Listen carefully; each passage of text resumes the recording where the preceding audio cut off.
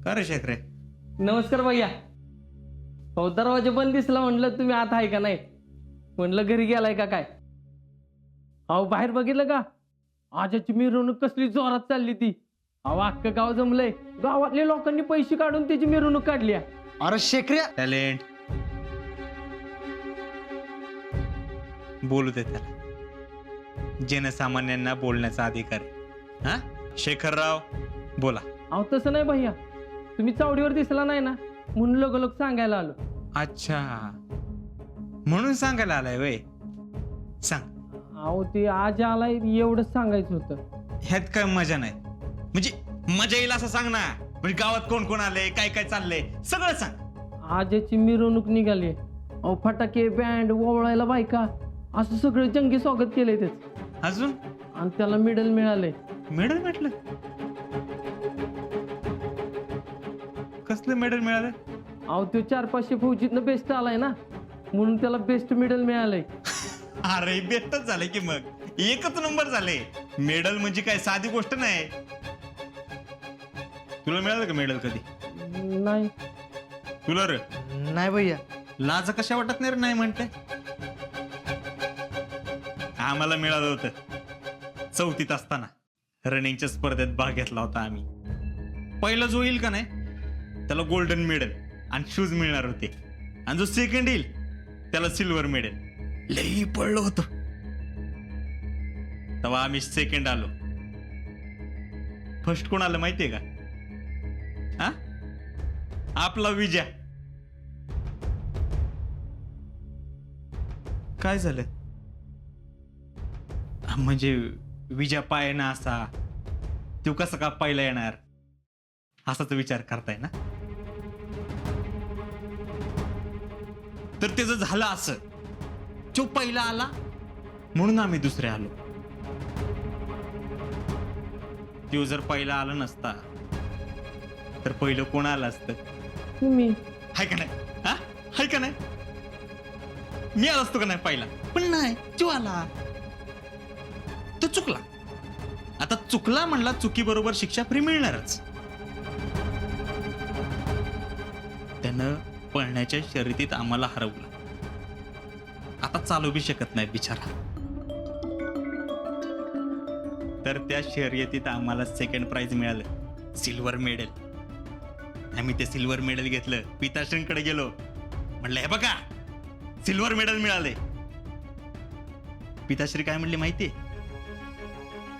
आपण शर्यतीत भाग नाही घ्यायचा, आपण शर्यत भरवायच्या. आपण मेडल नाही घ्यायचं, आपण मेडल द्यायचं, मेडल वाटायचं.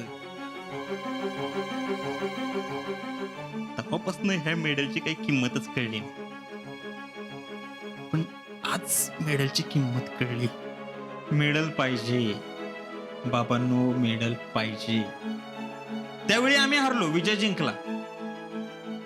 पण ज्या शूज साठी तो जिंकला त्या शूज मध्ये घालणारा पाय मात्र त्याला गमवावा लागला कायमचा.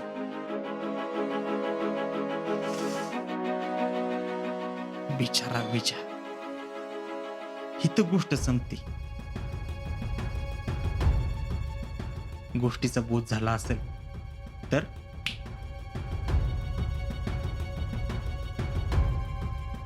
टॅलेंट. हा भैया. आजाने मेडल मिळवलं खरं, पण ज्याच्यासाठी मेडल मिळवलं तेच त्याला गमवावं लागेल.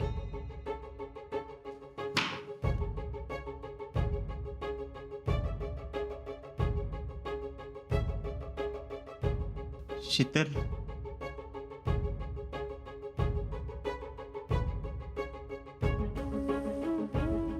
तुम्हाला आयुष्यात काय कमी पडू देणार नाही असं आम्ही ठरवलं होतं.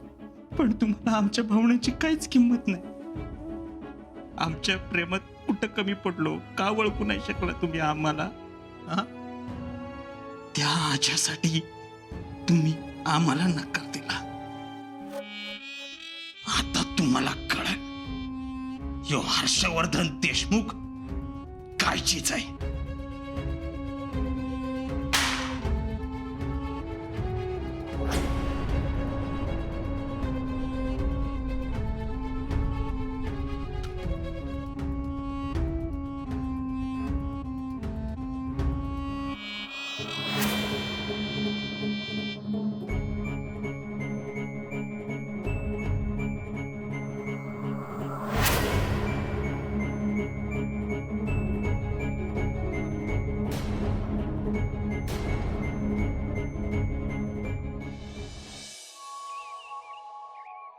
समाधान ना ना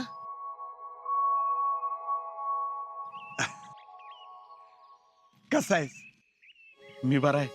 लय दिवसात आपलं काय बोलणं झालं नाही. 2.5 महिन्यातनं बोलतोय आपण. हे सगळं का झालं, कसं झालं, कुणामुळं झालं ह्याच्यात नाही मला पडायचं. पण आज मला तुझं कौतुक करायचंय. माझं कौतुक आणि कशा पाय? अरे अजिंक्यनं आपल्या गावाचं नाव एवढं वर नेलंय. अहो ना ना, मी कुठं काय केलंय? जे करायचं ते अजिंक्यनंच केलंय. हे बघ, तुझ्याशिवाय आज हे सगळं करू शकला असता का? तुझ्यासारखा मामा त्याच्या पाठीशी उभा राहिला म्हणून तो त्याचं स्वप्न सगळं पूर्ण करू शकला. आज पुष्पा जीजी यांच्या कष्टाचं चीज झालं बघ. ना ना, आमच्या ताईचा आणि आज्याचा लहान असताना एकदा जत्रात फोटो काढला होता मी. तेव्हा आमच्या ताईनं त्याला हौसनं आर्मीचा ड्रेस आणला होता. एवढूसा होता आजा तेव्हा. अहो त्याच्या त्या ड्रेस पासन ते त्याच्या आजच्या आर्मीच्या वर्दीपर्यंतच्या प्रवासाचा साक्षीदार आहे मी. लय कष्टाळूय पोर. आज त्याच्यामुळं माझी मान अभिमानानं ताट झाली. पंचक्रोशीत घराचं नाव निघालं. ही बघा की गौरव पदक.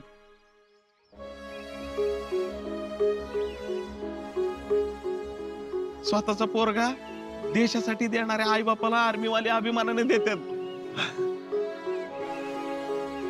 आज ते पुण्य माझ्या वाट्याला आलं फक्त आज्यामुळं. कसं बोलू नानांशी? आजा चितलीसाठी एकदम योग्य आहे ती. शीतलची निवड योग्य निघाली. आता लग्नाचं कसं बोल? नाना काय म्हणाला का हो तुम्ही? मला तुझ्याशी एकदम महत्वाचं बोलायचंय. समाधान मामा, मामी बोलावतात. पेपरवाले आले ती. चला जा तू, आपण निवांत बोल. आजचा दिवस तुमच्या सगळ्यांचा आहे.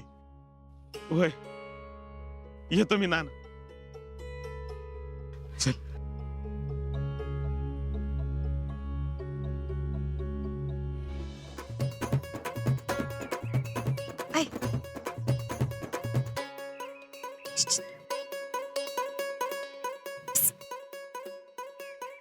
इकडे इकडे ये.